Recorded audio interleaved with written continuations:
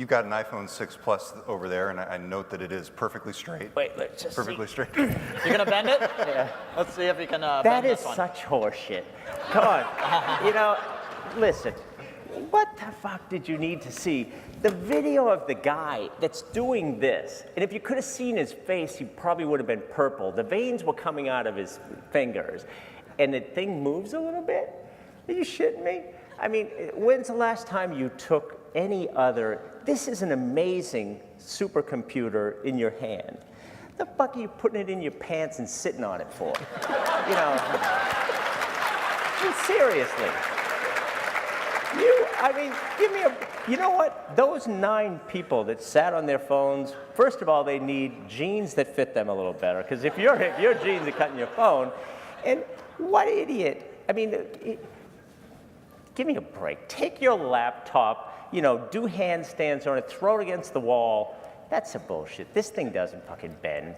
Let's try it. Did anybody bend one in here? T-Mobile will reimburse you. Oh, you can't get one. You don't know if it's yes, going to bend. That's right. But let me help you about Bendgate or whatever it was. It's not slowing down demand. The demand for these devices in the last few weeks is unbelievable. And one of my biggest problems right now is, you know, I'm facing a barrage. Again, do all my own email, do all my own. People are pissed because they can't get them. And it's a hard issue because there's a major, major supply issue.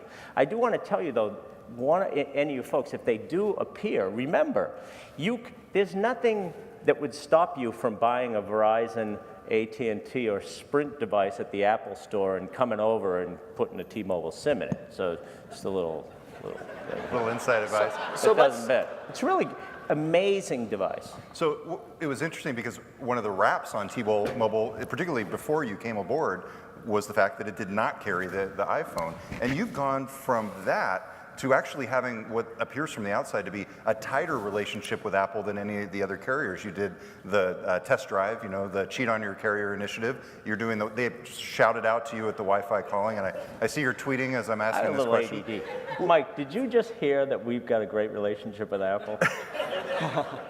That's the way it appears from the outside. What have you learned? What have you guys learned from the collaboration with Apple on these initiatives? Listen, a couple things. So a few months before I took the job at T-Mobile, I went in and I had a list I kind of interviewed them, strangely, of I would be interested in this job if. And let me help you. A blind man could know what T-Mobile needed to do, right? Which is the network needed significant investments. We need spectrum at every corner. We needed to relaunch the brand. We needed to push consolidation, right?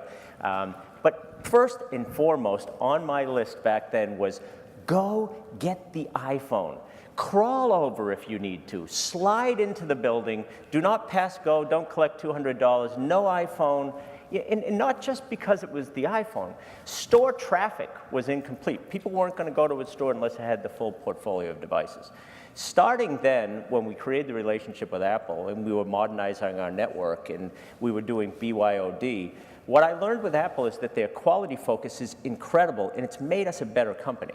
So they forced me through the modernization of HSPA Plus and the rollout of LTE much faster than I would have because they wouldn't give me the device unless I had a certain quality and a focus. So my lead now on Sprint and others on a network standpoint came from trying to get that iPhone. So this was all the way back. What we just did with them on VoLTE and Wi-Fi calling, again, really tough quality focus, but now I think we've got a real competitive advantage, and surprisingly, this test drive that we're doing, is a big deal with them. So they're tough, but I think they've had a big impact on us. And I think this event that just took place, I think you're going to find we did more than our fair share, which is good. So you sold more iPhones than the other carriers? Well, I don't know about volume. Remember, we've got 15% market share. So, part of this game, there's two things that have to be fun, right?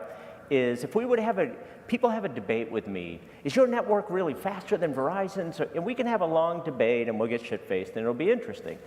But, the victory lap for me is we're having the debate. Who would have thunk 2 or 3 years ago, somebody would be debating with T-Mobile about the data capability and speed of the network versus Verizon.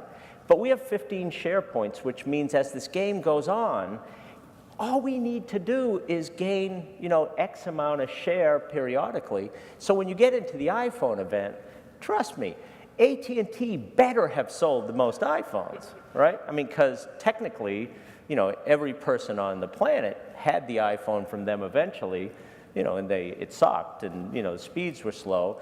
But I would think relative to our size, I would think history may end up showing that we were the biggest share taker in the event.